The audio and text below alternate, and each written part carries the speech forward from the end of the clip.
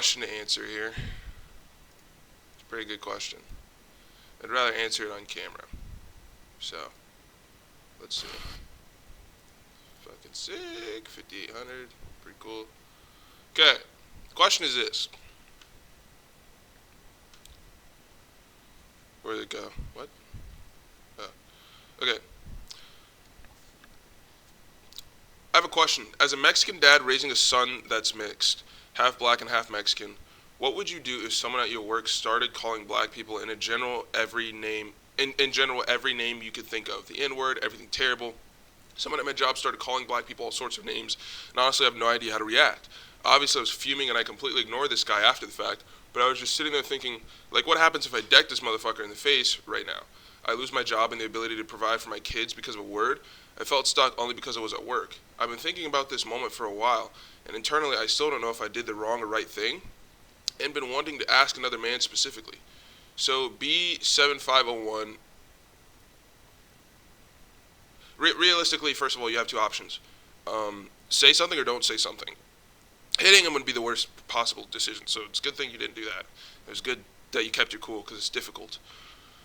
So, what do we have? We have a set of emotions that have been triggered for one reason or another. It's like, okay, well, why is that?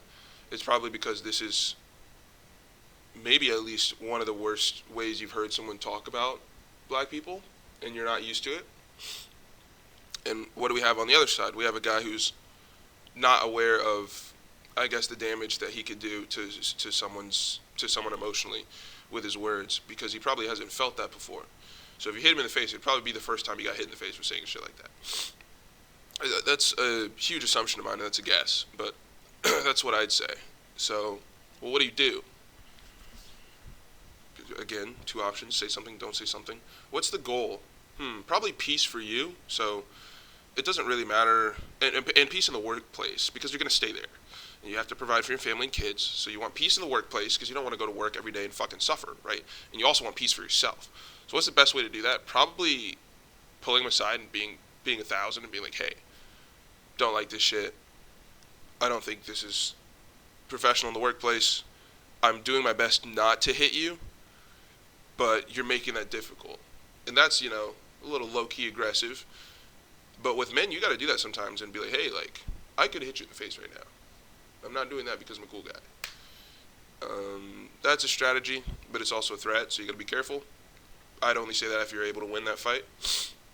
And then, I guess the second, you wouldn't do that. The second option is being a pussy and be like, hey man, that hurt my feelings, and it just hurt me, and I don't want to hear that anymore in the workplace, and then they're going to call you soft. It's a place with all men, so there's a certain status you kind of have to uphold of masculinity, right? You can't call yourself a bitch on purpose. That's not a good look. That's just how it works. You know that. So I'd probably go with talking to him, and then if that doesn't work, superior, but then you're kind of running into the same risk with that second part where maybe the superior thinks you're a bitch, if that happens often in the workplace. But if it legitimately bothers you, you definitely shouldn't deal with it. Now, I personally think the best option is definitely a subtle threat. Is saying, hey, I don't want to hit you. I almost did the other day.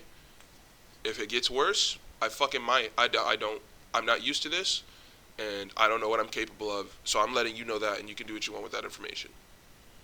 That'd be a good way to threaten him, and a good way to probably get it to stop. But then you're going to have to stand on that if he does it again. Or you could give him a look, If he does that shit again, be like, hey, I fucking told you last time. I will. You definitely have to stand on that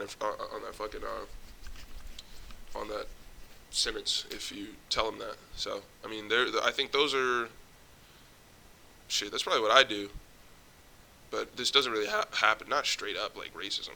It's, I think you probably felt a certain way because of the context it was used. Like, people say the N-word around me and shit like that, and it's definitely a joking manner, and that's not something I'm going to get mad at and waste my energy on if they're legitimately kidding. But if it's like if they're actually trying to degrade, then yeah, that's definitely annoying, especially if your son's half black, which means your wife is black. So 2 people you love are black, partly black at least. And it's definitely I mean, that's a reasonable reason to get, you know, mad about something. If somebody's shitting on a part of you that you don't even, or that they don't even know exists. So keep it cool. Don't hit him yet.